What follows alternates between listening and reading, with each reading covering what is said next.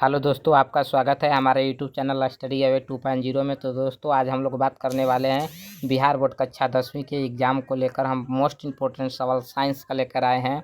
अम्ल, क्षार और लवण से ऑब्जेक्टिव लेकर आए हैं। चलिए दोस्तों, बिना समय वेस्ट किए ऑब्जेक्टिव को स्टार्ट करते हैं। पहला ऑब्जेक्टिव क्या कर रहा है कि कोई विलयन लाल लिटमस पत्र को नीला कर देता है तो इसका पीएच मान क्या होता है।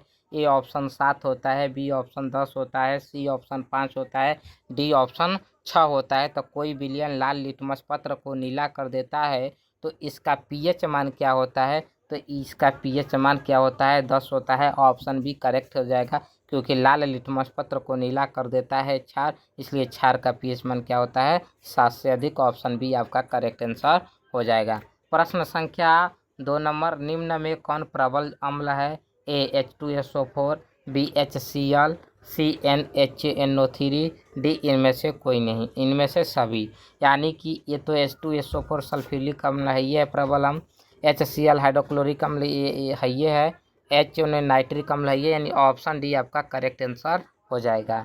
प्रश्न संख्या तीसरा क्या कर रहा है, लवण NO2CO3 का जलीय विलयन का पीएच मान क्या होता है। ए 7 होता है, बी 7 से अधिक होता है, सी 7 से कम होता है, डी इनमें से कोई नहीं। तो इसका करेक्ट आंसर हो जाएगा ऑप्शन बी, 7 से अधिक होता है। प्रश्न संख्या नेक्स्ट क्या कर रहा है, प्रश्न संख्या अब हम लोग 4 नंबर पर चलेंगे। 4 नंबर का रहा है कि ऑक्जेलिक अम्ल का प्राकृतिक स्रोत किन में है।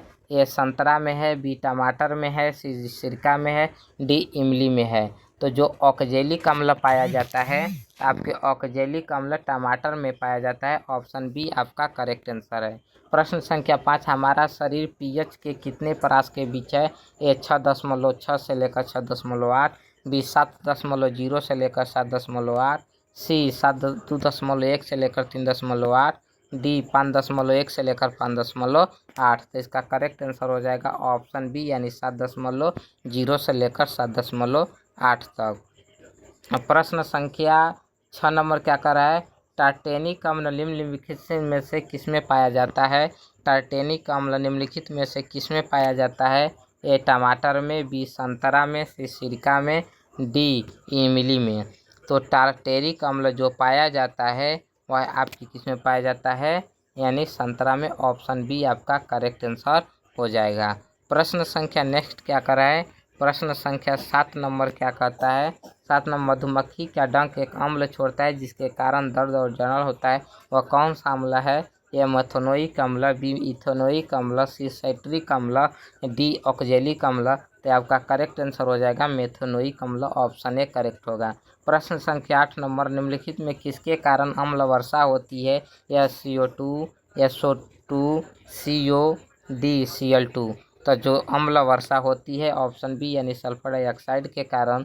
टूथपेस्ट कैसा होता है। ए अम्लीय, क्षारीय, उदासीन, कोई नहीं।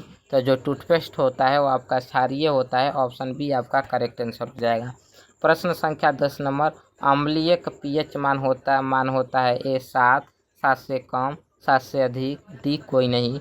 जो अम्ल का पीएच मान होता है वो 7 से अधिक कम होता है। ऑप्शन बी आपका करेक्ट आंसर हो जाएगा। तो दोस्तों, आज के वीडियो में इतना ही तक। अब नेक्स्ट वीडियो में इसी का पार्ट 2 लेकर आएंगे। मोस्ट इंपॉर्टेंट इसी तरह क्वेश्चन लेकर आएंगे। दोस्तों, अगर आपको वीडियो पसंद आया हो तो चैनल को सब्सक्राइब करें, वीडियो को लाइक करें और अधिक से अधिक दोस्तों के साथ शेयर करें। Thanks for watching.